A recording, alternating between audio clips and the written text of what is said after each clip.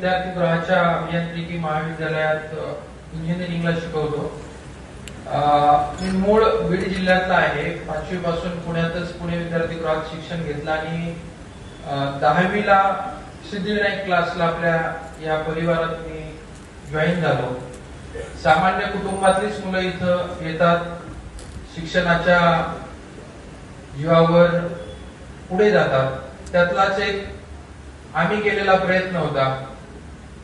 जिथे जिथे घुगे सरांचं नाव येतं तिथं तिथं मेत्रे सरही त्याच्या पाठीमागे असतात। मी थोडस वेगळं सांगेल की आम्ही जे विद्यार्थी आहोत ते तुमच्यापेक्षा थोडेसे भाग्यवान आहोत।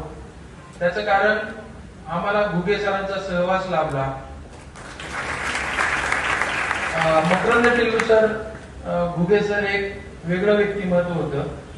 कारण म्हणजे कुठलाही व्यक्ती गेल्यानंतर त्या व्यक्तीविषयी खूप चांगलं बोललं जातं, हेही खरं आहे। परंतु घुगे सरांच्या माध्यमातून पुण्यातला जो मध्यवर्ती भागातला झोपडपट्टी भाग आहे किंवा आमच्यासारखे ग्रामीण भागातले न्यूनगंड मनात असणारे विद्यार्थी आहेत की समोर जायचं कसं, बोलायचं कसं, अशा विद्यार्थ्यांना फक्त शिक्षणात पुढे न जाता त्यांनी सर्वांगीण विकास कसा करावा, आजच्या काळात घुगे सरांसारख्या शिक्षकाची नितांत आणि प्रचंड गरज होती।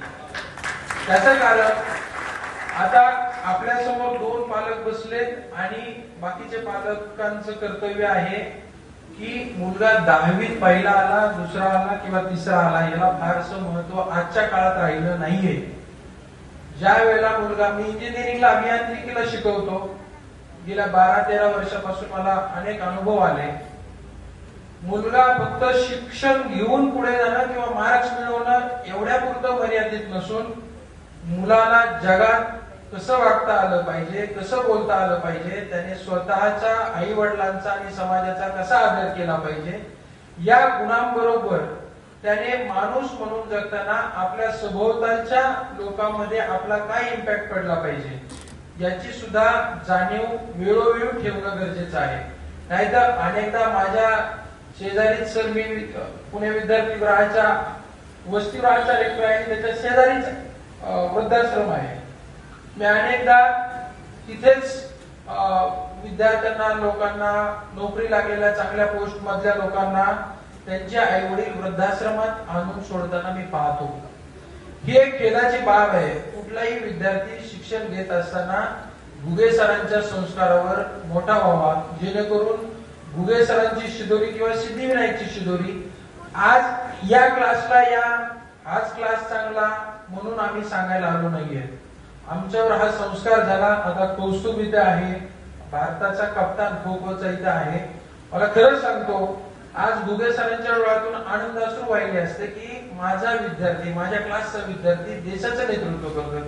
आणि खरं हीच त्यांची अपेक्षा होती। त्यांना सतत वाटणारी गोष्ट होती की एका विदर्भातून, एका खेड्यातून आलेला व्यक्ती पुण्यात काहीतरी स्वतःचं अस्तित्व तयार करतो आणि विद्यार्थ्यांना शिकवून स्वतःला जे भेटलं नाही त्या विद्यार्थ्यांना देण्याचा प्रयत्न करतो। आणि त्याच समवेत मेत्रे सरांच्या म्हणजे खरंच त्यांचं मनापासून आभार मानलं पाहिजे। त्यांनी सरांचा म्हणजे मित्र असावा तर मेत्रे सरांसारखा। सर गेले परंतु मेत्रे सरांनी हा सिद्धिविनायकचा जो काही गाडा आहे हा चालूच ठेवला।